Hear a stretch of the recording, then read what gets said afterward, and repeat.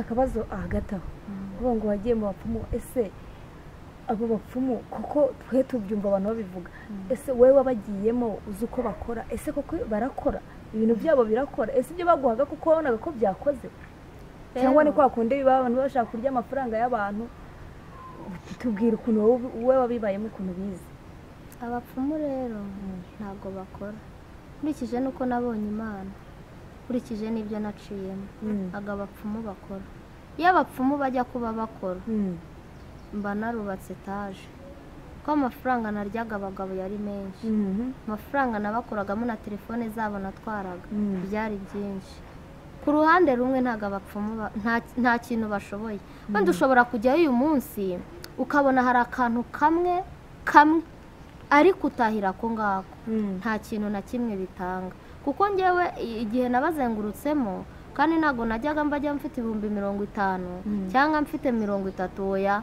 ni 100 ni 50 ntabwo abapfumu bakora naje gusanga iyi Mana y'amahoro ari ikora kurenza ibindi byose iyo bajya kuba bakora hagati aho ugira inama abantu bumva ko bizereye mu bapfumu ikintu cyose batekereza ko kizakundira mu bapfumu uko bagiye mu bapfumu ubagire nk'inama ho gato kuri icyo kintu ngewe rero ikintu nababwira kuko nabiciyemo igihe kirekire na Tanzania nagiyeyo nshaka abapfumu ariko nta kintu byamariye kandi icyo nashakaga ko gihinduka muri ibyo bihe ndi mu bapfumu ntabwo kigeze gihinduka uvuga ngo igihe cy'abapfumu ni igihe gitoya ntabwo ari igihe kiramba ni igihe kimara akanya gato byabo bifite garanti ni igihe kimara akanya gato ngo n'iyo miti baduhaga twisiga iyo wayimaranaga nk'iminsi 2 cyangwa 3 utarongera kwisiga indi nta kintu n'ubundi nta kintu byabaga bimaze ngo imbaraga z'abapfumu nta gaciro zigira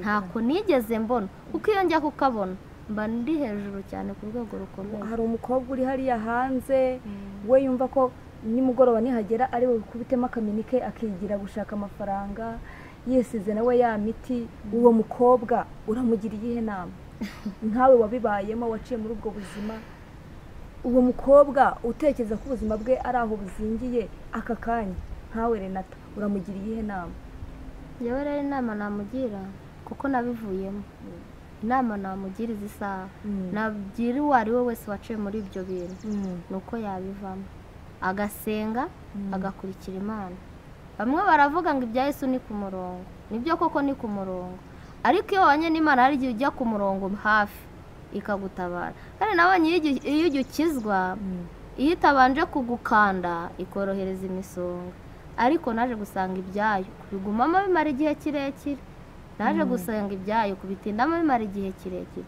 rero icyo nababwira abantu nk'abo nuko babivamo nubwo bitoroshye navuga ngo nagarutse i Kigali ndazana amezi 2 ndara hanze n'umwana nararagaho ngeze ayo mezi 2 ashize rero nibwo nabonye umuntu mubonera mu rusengero rwaho nasengeraga abona mfite umubabaro mwinshi mbaza ikibazo mfite ndakimubwira ubwo nibwo Imana yari ntabaye nkuye kukurara hanze n'umwana wanjye arangije arantwara ajya kunshumbikira anshumbikira nawe afite ibibazo bikomeye ariko kubera Imana turakomeza turasenga Imana irabyoroshya umunota wa nyuma rero nakomeje gusenga kuko aho nari narakijijwe nari naramaze kumenya Imana naramaze umukristo ukora ukugenda uko Imana ishaka nari namaze kumenya gukorera Imana nanjye narabaye wayo ndi umuhanuzi wayo ibyo mvuze bikemera mbese ukaba wahanurira umuntu ibyo muhanuriye bigasohora cyane rwose ariko nawe ukiri muri ubwo buzima bw'ubutayu nabaga mu butayu nubwo n'ubundi butararangira ariko uko biri ntabwo rero icyo gihe yaranshumbikiye tumarana igihe kirekire kingana nk'amezi 6 tuza gutandukana aho dutandukanye ariko nkaba narasenze Imana irambwira ngo igiye kuzazana umugabo wanjye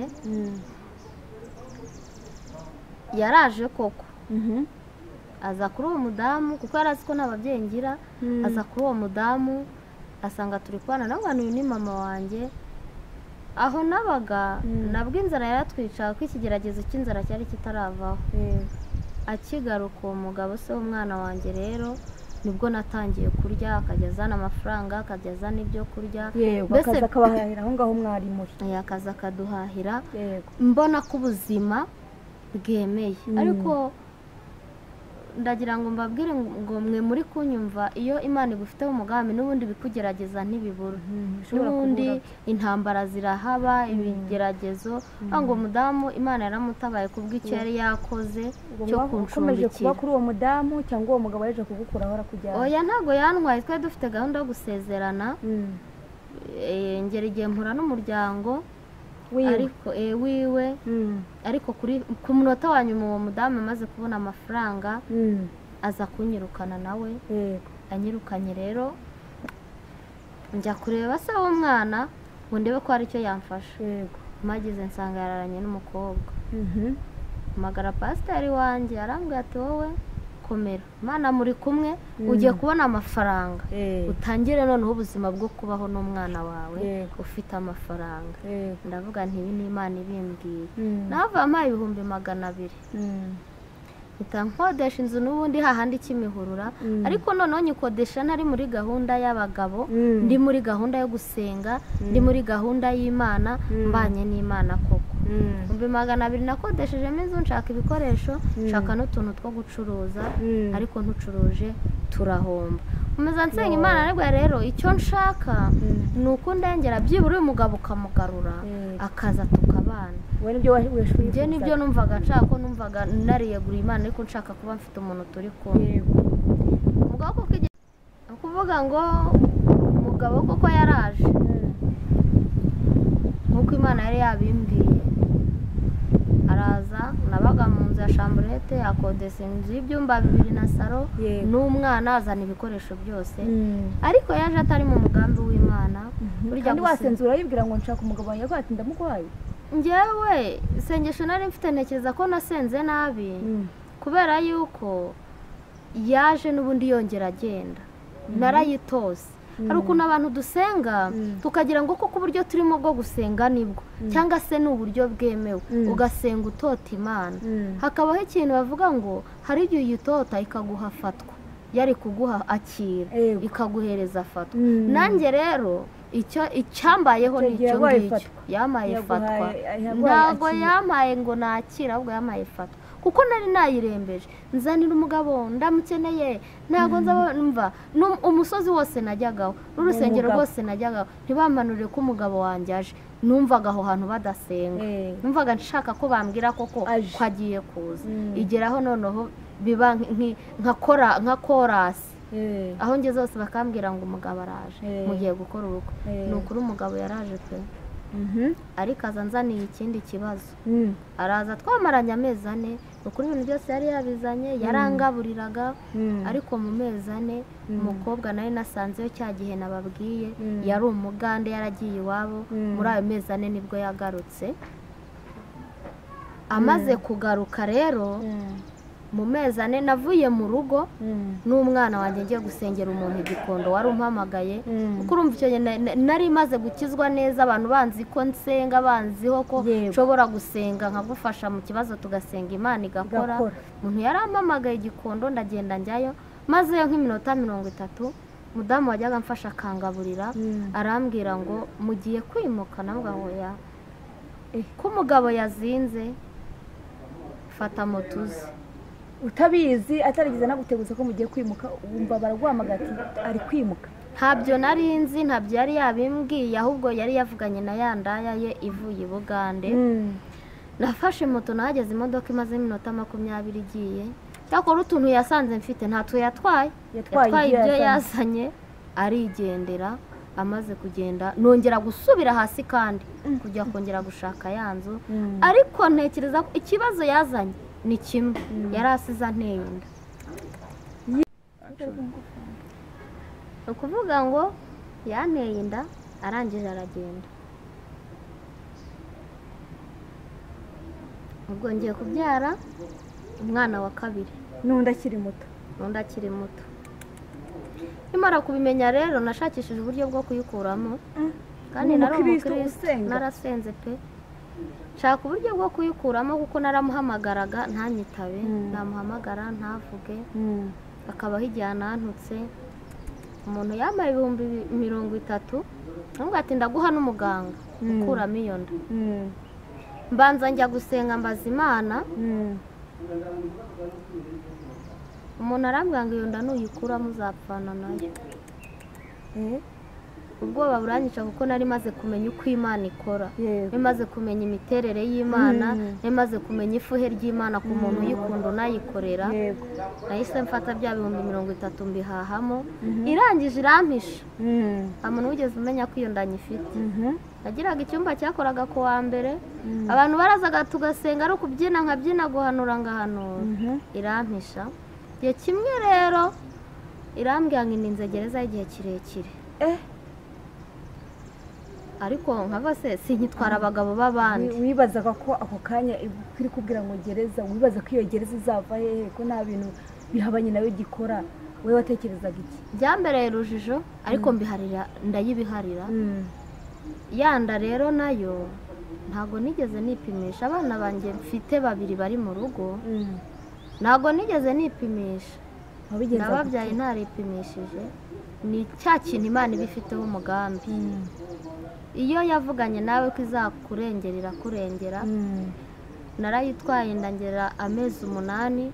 Ku mezi 8 hari kwari kugira ngo umwana wanjye azabeho. Badamu mwabyaye muzanyumva, murabizi ko igihe cyo kubyara umwana hari ibimenyetso umuntu abona narabibonye, ariko umwana ndamubura, inda yongera kuba bubisi. Mu gitondo nka 2 mbona Imana yohereje umukozi w'Imana yari umunyacyangugu, aza arambwira ngo yabonye imve 2. Kuko n'ubundi umva byansunikiraga muri gereza. Mpita njya kwa muganga, nageze Igikondo bakoze kunda babura umwana. Bahita banyoreza i Masaka, ngeze i Masaka umwana baramubura. Yari ifite amezi 8. Ku munota wa nyuma nibwo uwo mudogiteri wansuzumye bwa nyuma yakoze kunda, arambwira ngo ndimo ndabona umwana, agatima karatera gake, karatera buhoro. Arambwira ngo nitukubaga uyu mwana araza ari muzima, ariko nitugutera tobari araza gusohoka yapfuye. Ku mutima numva ngize ubwo ndavuga ntese uyu mwana aho kugira ngo apfe azabeho, byibura abone umwitaho. Nubwo nyine ntazabishobora kuko ubuzima bwo gutunga abana 2 i Kigali nta mugabo uhari ntago nzabushobora. Numva rwose ngize ikibazo. Umwana barambaze bamukuramo, yamaze amasaha 24 atararira. Bankuramo umwana w'umuhungu, bamushyira muri kuveze. Natanze imyirondoro yanjye yose. Ubwo ndimo ndagana ku cyerekera gereza Imana yambwiraga, na jambo na rimwe Imana ivugira ubusa, kandi nta n'ijambo Imana ivuga ngo rihere. Ikivuze iranagikora. Icyo Imana yasezeranye n'umuntu wayo iragikora. Yarambwiraga ngo indinze gereza y'igihe kirekire. Bamaze kumbaga rero urumva nta gahunda nari mfite yo guta umwana mu bitaro. Nagiraga umuhanuzi twajyaga dusengana, ariko simenye ko amfiteho gahunda mbi.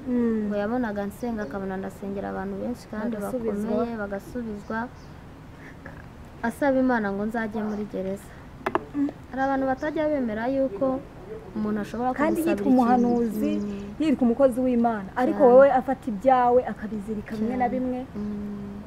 Hari abantu batajya babyemera ko bibaho, ariko ndagira ngo mbabwire ngo bibaho.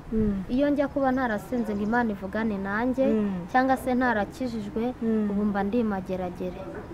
Mwana namaze kumubyara iminsi 2 ishize, nta miti nabonaga kuko nta mituweli, nta mafaranga, nta n'igiceri n'ikijana. Imyenda nari natwaye yari iya mushiki we yagombaga kwambara, ntabwo nta kintu gifatika cyari gihari. Iminsi 2 ishize nabwiye umuntu wari undwaje, bamwita Mama Teta, sinzamwibagirwa. Nawe yari acumbitse Igikondo, sinzamwibagirwa. Igihe Imana yantabaye simbizi uko nzabikora, ariko Imana nintabara sinzamwibagirwa. Mama Teta yarambwira ati uyu mwana ushaka guta mu bitaro ni umunyamugisha. Watuje ko umwana w'umuhungu ari iboro. Navuga nti nta buzima mfite, uyu mwana ntago azabaho, nta mibereho n'umwe mfite byanze kumutunga, none ndabigenza nte? Umwana twamutaye mu bitaro. Umwana ari muzima ari muri kuveze, mu bitaro twamutaye mu bitaro. ndataha nihesha amahoro ariko naryama nijoro nkabona ishusho y'umwana iraje w'umuhungu mwiza nkabyirukana. Ukwezi rero gushize yagombaga kumara muri kuveze, kwa muganga barampamagaye i Masaka barambwira batese bamvuga mu izina ryanjye wazaje gutwara umwana w'umuhungu wataye mu bitaro i Masaka. Nese njugunya telefone hasi. Ako kanya wifashe ute, watekereje gute? Wari uzi ko umwana wamusize wenda batazapfirayo? Njyewe uwo muhanuzi yanambwiraga ko yapfuye ariko yari afite icyo ashaka kugeraho. Nese njugunya telefone hasi nkiyirekura tambona gitifu w'akagari na mudugudu n'abanyerondo baje mu rugo utanibwira icyo baje gukora. Gitifu n'umukuru w'umudugudu baza kukureba mu rugo? Baje kundeba banjyana ku kagari. Ngera ku kagari nasanze wumvaga bagutwariye iki? Bari bamajije kumbaza byose nabasobanuriye uko bimeze. Barananuka barambwa ngo ko bazi ko ndi umukene kuki ntababwiye. Ahubwo ni iby'Imana yashatse. Anjyanye ku kagari abaturage barasakuza bati none baramufunze. Anye nanjye kubana rero Imana namenye nigiye kundengera intabare inkure muri ibi. Ahise bangira mu modoka ya Ribu. Mwana wundi baramusigarana bamfunze iminsi 3. Umunsi wa 4 bajya kumpa rwa ruhinja rwanjye i Masaka baragutwara bakugezayo. Ribu yaranwenjyana i Masaka ku bitaro bampa uruhinja rwanjye ariko bemeza ko bagiye kumfunga. Umutima wanjye ngenda nsenga kuko urumva umwana yari afite ikiro n'amagarama 200 ntago umwana bari kumushyira muri gereza ngabeho. Ngenda nsenga mu mutima tugeze kuri polisi Masaka. Polisi umwe niwe wamurebye mvaga yenda karamwishe. Navuga ho gatoya ahi Masaka umwana wamuhawe gute kugira ngo uwo mwana bamuguhe byaciye mu zihe nzira? Rubango nkimara kumuta yabonye umuzungu amwishyurira umukozi yishyura n'ibintu byose ngo n'ibitaro no kubagwa kwanjye niwe wabyishyuye byose niwe wabikoze, ni nawe wamuguriye imyenda, ni nawe wamuguriye amata, ibintu byose niwe wabikoze. Ariko nkashima cyane abasosiyare baho kuko nibo babigizemo uruhare kugira ngo ibyo bintu byose bibeho. Rero bamumpaye ari muzima nta kibazo afite n'ibikoresho byabifite. Ndagenda bagiye kumfunga ngo banjyane Mageragere. Imana irandengera ura nta muntu wayisenze ujye ukorwa n'isoni. Kandi ndayibwira ngo nuntabara ukamfasha mu buzima bwanjye haba se w'uyu mwana haba n'abandi bandi nzasenga Imana imfasha aba bana babeho kandi bazabaho kuko yemeye yuko uyu mwana wanjye abaho. Bageze kuri polisi rero umupolisi amubonye ahita abona ni ikibazo gikomeye. Kubera iki? Kubera ukuntu uwo mwana yari ameze. Yari umwana w'ikiro n'amagarama 200 urumva umwana wavutse atuzuye yari ameze nk'amazi. Niba abana uryama waraje kunda kugira ngo bumve bafite ubushyuhe. Abonye ari uko ameze ahita avuga ati ntabwo byashoboka mushaka ukuntu mu mucyure. Bansubije i Masaka ku bitaro banyakira icumbi naraharaye. Bukeye Ribiza kuntwara inshyikiriza ubuyobozi bw'iwacu. Nkihagera ariko mu rugo nibwo nahise menya ko Imana ifite umugambi ku bw'uwo mwana cyangwa se ku bw'abo bana banjye. Kuko nyimubona twari tumaze igihe no kurya ari ikibazo. Nabonye ibiryo mbona igikoma mbona ibintu byose. Baturage rero baho narindi nibwo bamenye ko Imana ihari.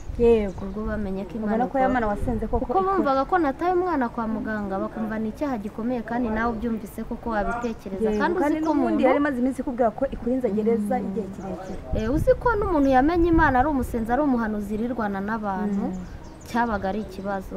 Babonye rero muzanye bamwe muri bo twatangiye no gusengana bavuga bati Imana burya irakora irahindura ubuzima bwanjye bw'icyo gihe bugenda gutyo. Noneho nkimara kubona uwo mwana ubwo nongeye gutangira ubundi buzima nibwo nongeye kubaho. Umwana umukura kuri brigade urataha. Ubwo se ugeze mu rugo byagenze gute? Ngeze mu rugo Imana yakoresheje abantu. Aho ku kagari hari agasoko kahari urumva abanyesoko baho bari baje kuzamo abadamu umwe yemera ko imifu y'igikoma undi isombe gitifu mu mafaranga gitifu w'akagari. Hanyuma rero ndagenda nkomeza ubwo buzima. Ariko kuva uwo munsi nabonye ko hari ikintu cyabaye nk'igihindukamo kuko kenshi inzara nagiraga wenda nayigira ikamara iminsi 2-3 ariko inene yashira. Imana ireba uko ibigenza kubera ko uwo mwana nemeye nkamushyira mu biganza byanjye. Imana yaguhaye umugisha ko yakwemeye gutekurira uwo mwana rwose umwana wanjye yongera kumwakira tukabana, ubu turi kumwe tubana turi abantu batatu, njye n'abo bana banjye. ni ukuri warakoze kwitwa umubyeyi kunyakorera uwo mwana. Hanyuma hagati aho watubwiye ubuhamya, tugeze ku musozo w'ikiganiro, waduhaye ubuhamya ndetse babwiye na bariya bari hari hanze ubuzima wanyuzemo, nabo bagira n'inama y'ukuntu bakwitwara kugira ngo bagarukire Imana, kugira ngo nabo izabagirire neza. Ariko se ubuzima bwarahindutse aho uburi ubu ngubu nk'umukristo usenga, ese uri gusenga noneho umutima wawe wumva utuje nta kibazo ufite, cyangwa hari intambara ukirwana nazo, yaba zo kubaho kwa buri munsi, kurya, kwambara, inzu ubamo, ubayeho gute? Ubuzima bwo gukorera Imana ubu buhagaze gute, ubayeho gute? Kuko tugira imibereho ya buri munsi no kubaho, ubu bihagaze gute? Njyewe imirimo ndimo niyo gukorera Imana, ndasenga kuko ibyo nakoraga igishoro narakiriye kirashira birahagarara. Hanyuma rero ndimo ndakorera Imana uko inshoboje niko nkora. Ubwo ukoze ku mutima niwe ugira ikintu akora. Bivuze ko nta kazi kandi ufite uturetse gusenga? Nta kandi kazi mfite uretse ko gusenga no kubana n'Imana. Inzu se uyishyura gute? Kurya se bigenda gute? Ni ukuvuga ngo inzu cyangwa se no kurya, iyo ushobora gusengeraho umuntu Imana igakora icyo yamubwiye, ejo ukabona aje gushima Imana, ukabona inzara yishyuye, ukabona ibyo kurya arabizanye. Mbese uwo Imana ikoze ku mutima niwe ugira icyo akora, niwe uzana icyo Imana yamutegetse cyangwa se yamushoboje.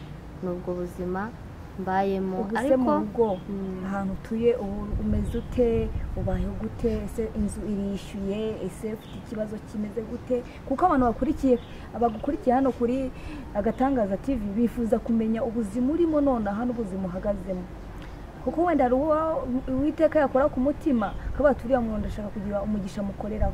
Bwira abantu bakurikiye kamera ahangaha za Agatangaza TV bumva ubuzima urimo none. Ni ukuvuga ngo ubuzima ndimo, icya mbere mba nifuza ko umwana wanjye yakwiga mukuru afite imyaka 5 ntabwo yiga.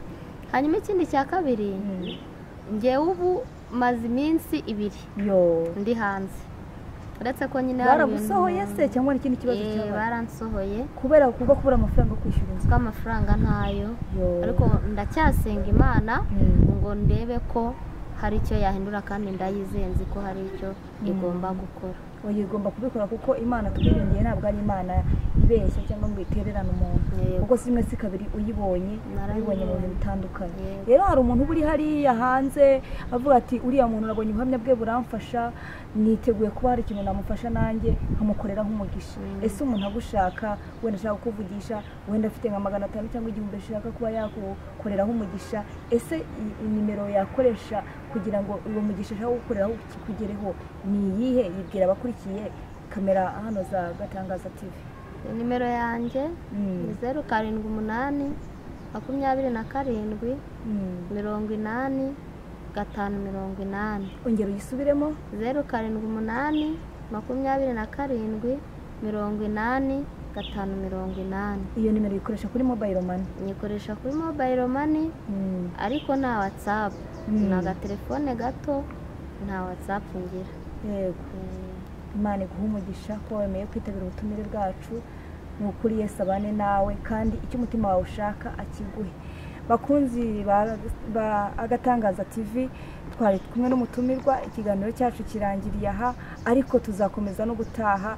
Ariko uw'Imana yashoboza kugira ngo afashe mwene data kugira ngo ave mu kibazo arimo none cyo kuba ari hanze acumbitse, Imana uzakora ku mutima, ni ukuri azamuvugisha kuri iyo nimero.